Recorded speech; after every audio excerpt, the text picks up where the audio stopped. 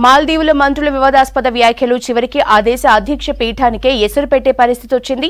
మాల్దీవుల అధ్యక్షుడు మహమ్మద్ ముయిజ్జుపై అవిశ్వాస తీర్మానం ప్రవేశపెట్టేందుకు చర్యలు తీసుకోవాలని ఆ దేశ పార్లమెంటరీ మైనారిటీ నాయకుడు అలీ అజీం కోరారు.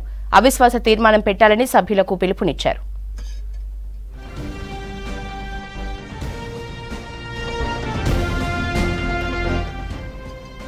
స్థిరమైన విదేశాంగ విధానాన్ని పెంపొందించడానికి డెమోక్రాట్లపైన తాము ఎంతో ప్రయత్నించామని అన్నారు అలీ అజీం. పొరుగు దేశాలతో సత్సంబంధాలు నెలకొల్పమని అన్నారు.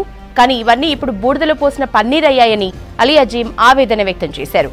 అధ్యక్షుడు మహమ్మద్ ముయిజ్జును అధికారం నుంచి తొలగించడాన్ని అవసరమైన అన్ని చర్యలు తీసుకోవటానికి మీరు సిద్ధంగా ఉన్నారా అని ఆయన ప్రశ్నించారు.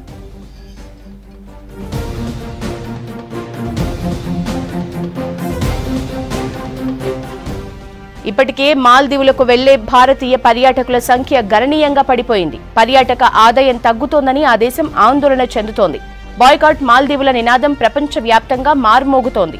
ఈ సమయంలో ఆ దేశం చేపట్టిన దిద్దుబాటు చర్యలు ఎలాంటి ఫలితాలు ఇవ్వటం లేదు. ఈ పరిస్థితులపై మాల్దీవుల్లోని అధికార ప్రతిపక్ష నాయకులు తీవ్ర ఆందోళన వ్యక్తం చేస్తున్నారు.